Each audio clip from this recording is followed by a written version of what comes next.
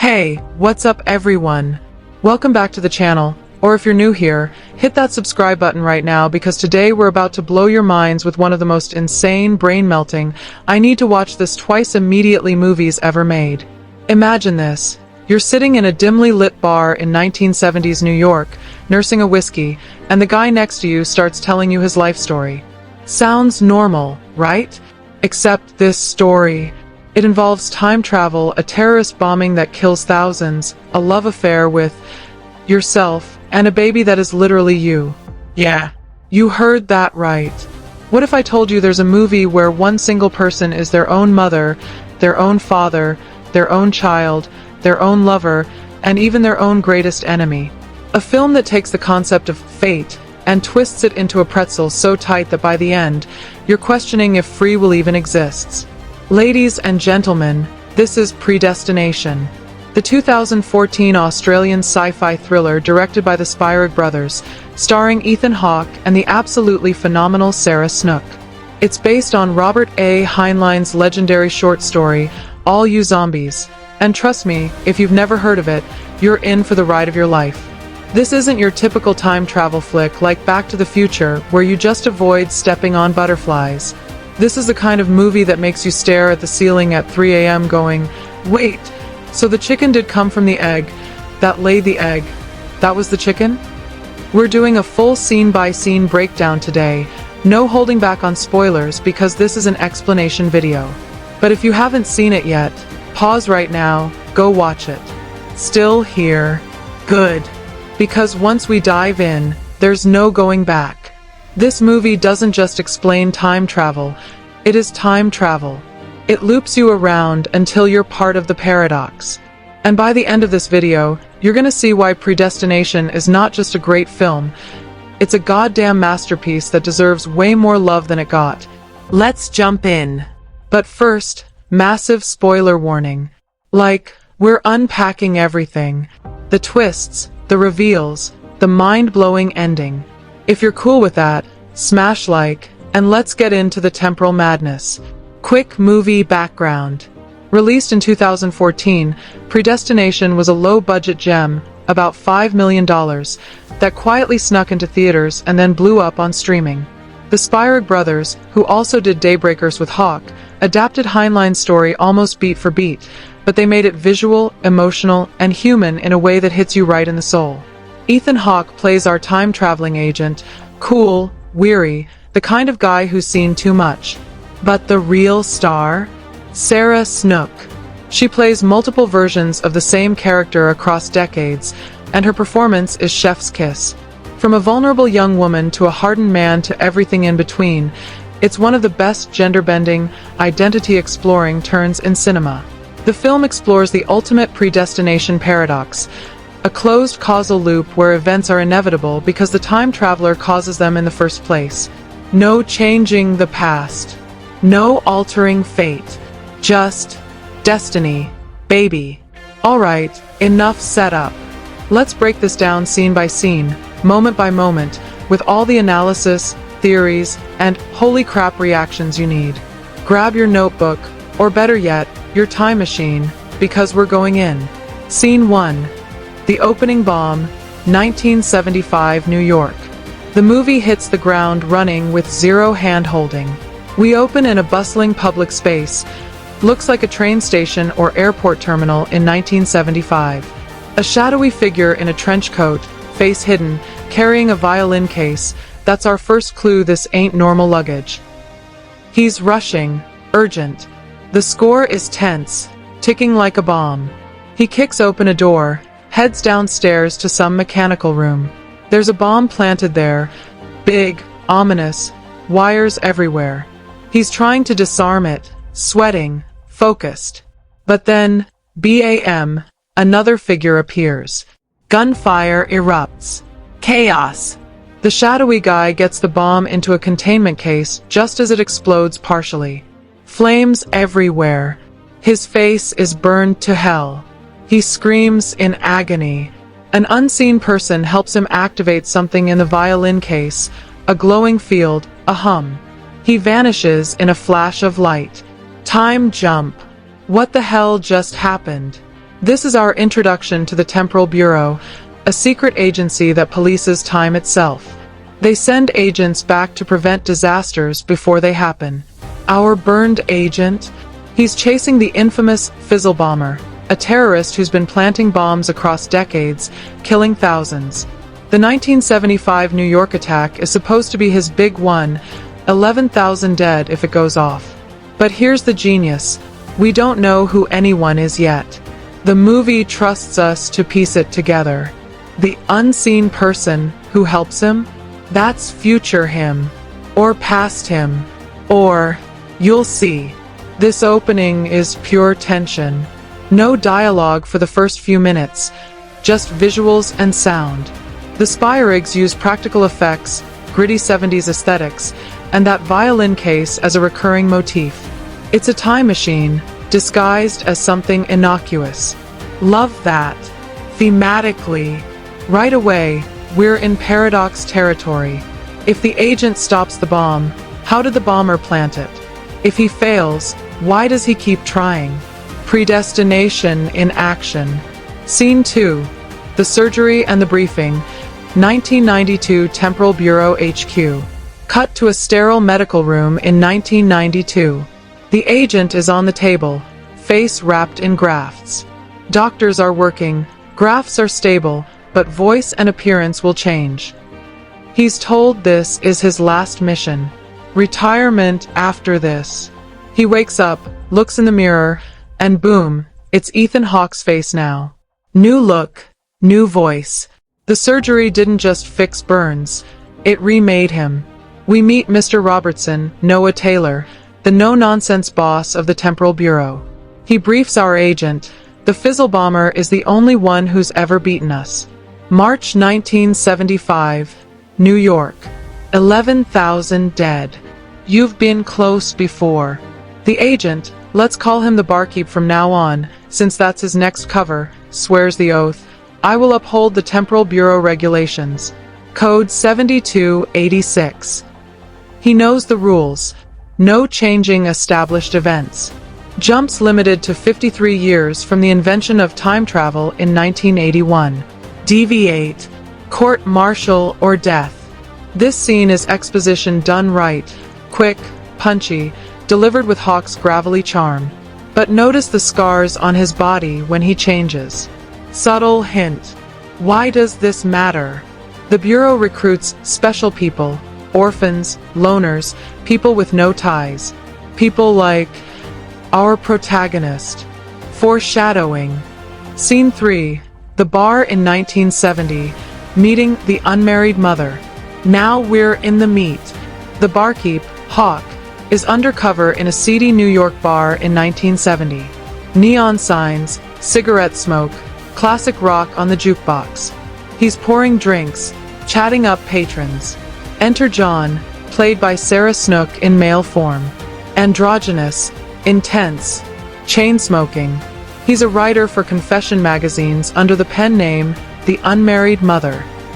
Writes heartbreaking stories from a woman's POV. The barkeep engages him. Why do you write like that? From a woman's perspective. John smirks. Because I was a woman. And then, the story begins. John launches into the most epic, tragic, mind-bending monologue in cinema history. This scene is like 15 minutes long, almost a short film in itself. Snook is mesmerizing, raw, vulnerable, angry. Let's recap John's tale beat by beat, because it's the heart of the movie. Asterisk born 1945. Left as a baby on the steps of a Cleveland orphanage. Named Jane Doe. No parents, no family. I always felt different. Asterisk grows up tough. Smart as hell. Excels in school. Physically strong. Bullied for being odd. Vows, when I have a kid, I'll be the best damn parent ever. Both mom and dad. Asterisk high school hero. Recruited by a shady guy named Robertson for Space Corp, a program for women to be companions to astronauts. Sounds glamorous, right? Jane's all in. Physics, endurance tests, she crushes it. Asterisk, but then the medical exam. Disqualified. Internal abnormalities. She doesn't know why yet. Asterisk, night school in 1963. Meets a mysterious older man. Charming, smart, knows her better than she knows herself. They fall hard. Make love in his car. He disappears. She's pregnant. Asterisk, devastated. Drops out. Tries to find him. No luck. Asterisk, birth in 1964. C-section. Complications.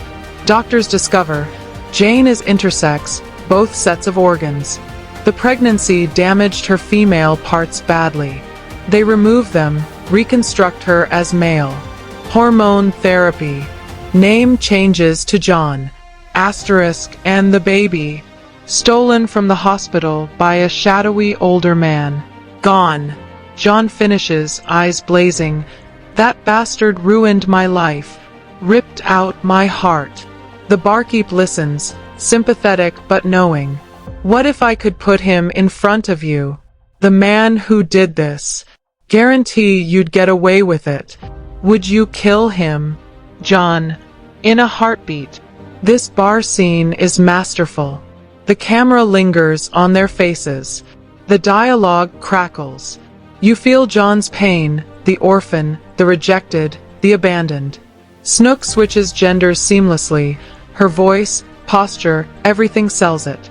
But as a viewer on first watch, you're thinking, okay, tragic backstory. Little do you know. Analysis break. The unmarried mother story, 25:00, 30:00. Pause here for a sec. This is where the movie becomes genius. John's tale is the bootstrap paradox in human form. The mysterious man? It's John himself, from the future. The baby stolen? It's baby Jane, delivered to the orphanage to close the loop. The intersex reveal? That's why Jane/John can be both. Self-impregnation. The ultimate closed loop. The Spyrigs handle this sensitively. It's not exploitative. It's about identity, loneliness, the search for self. Hawke's barkeep is gentle, drawing it out like therapy. Fun fact, Heinlein's story is from 1959. He wrote it in one day.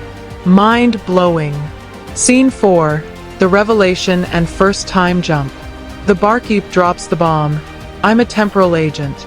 And that man, I can take you to him. He shows the violin case, explains the rules. They jump to 1963, Cleveland College. John, as the agent now, spots young Jane. She's beautiful, innocent. The barkeep, go talk to her. Be the man she needs. John hesitates, then does it. They connect instantly. Same humor, same intellect. They fall in love, again. Meanwhile, the barkeep watches from afar, orchestrating. John realizes, I am him, the man who left her. Mind equals exploded. This sequence has romantic tension, heartbreak, and that oh my god realization.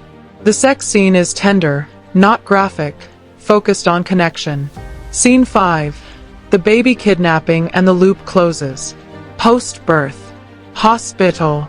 The barkeep sneaks in, steals baby Jane while John, recovering, watches in horror. He takes the baby back to 1945. Leaves her on the orphanage steps. This is where it all begins. John, now fully the agent, is recruited, trained, becomes the barkeep. The barkeep, older John, goes back to 1970, helps his past self after the bomb. It's all one person. Jane dash, John dash, agent dash, barkeep dash. Deep dive. The paradox explained. Okay, let's unpack this properly because your brain is probably hurting. This is a bootstrap paradox, information or object with no origin, plus predestination paradox, events that must happen to cause themselves. Asterisk baby Jane is abandoned by the barkeep, future John. Asterisk Jane grows up, becomes John. Asterisk John travels back, impregnates Jane, himself. Asterisk baby is born, stolen by barkeep, abandoned as Jane. Where did the baby come from? The loop. No beginning. It's self-created. Like the classic, a time traveler goes back, gives Shakespeare the complete works, so he writes them. But who wrote them first? Here, the person is their own origin. The Fizzle Bomber? Future John, driven mad by the loop. He starts bombing to prevent worse disasters, greater good gone wrong. The agent chases him, but becomes him. The 1975 bomb? The agent fails to stop it because he becomes the bomber later. Hawke's final confrontation. He shoots the bomber, his future self, but the device doesn't self-destruct. The cycle continues. Themes and symbolism. Asterisk identity. Who are you if your whole life is a lie? Snook's performance explores gender fluidity, self-love, self-hatred. Asterisk fate versus free will. The title says it all. Some things are predestined. Robertson manipulates, but the loop is unbreakable. Asterisk loneliness. This person has no one but themselves. The ultimate isolation. Asterisk the snake eating its tail. Ouroboros symbolism everywhere. The violin case, the loops in dialogue. Cinematography. Ben Knott's work is stunning. Desaturated colors, tight close-ups on faces to show the same soul in different bodies. Score by Peter Spierig. Haunting, repetitive motifs that echo the time loops. Performance spotlight. Sarah Snook. Snook is a revelation. As Jane, soft, hopeful, broken. As John, gruff, cynical, but with that same spark. The voice modulation, the physicality, Oscar-worthy. Hawke is the straight man, but his quiet intensity sells the weariness of eternity. The ending, retirement and the final twist. The agent retires to 1975 New York. Lives quietly, but clues lead him to the bomber, his future self in a laundromat. They talk. The bomber, if you kill me, you'll become me. The cycle starts. The agent shoots anyway. I have to try.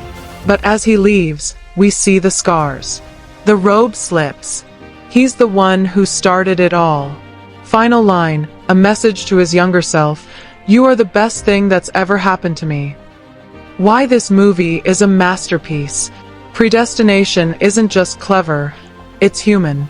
Amid the paradoxes, it's about one person's search for belonging. About love that transcends time, gender, everything. It makes you feel the weight of destiny. The pain of being alone in the universe, because you are the universe. Compared to other time travel films. Primer. Dense. Technical. Tenet. Flashy. Confusing. This. Elegant. Emotional. Perfect. Theatrical run was small, but it's a cult classic now. Watch it twice. Then 3 times. Draw the timeline. Final thoughts and call to action. Guys, Predestination changed how I think about stories. It's proof that low budget can destroy Hollywood blockbusters when the writing is this sharp. What did you think? Was the twist as insane for you as it was for me? Drop your theories in the comments. Is the loop breakable? Who is Robertson really?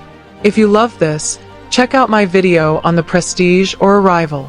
Smash like if your mind is blown, subscribe for more deep dives, and I'll see you in the next timeline.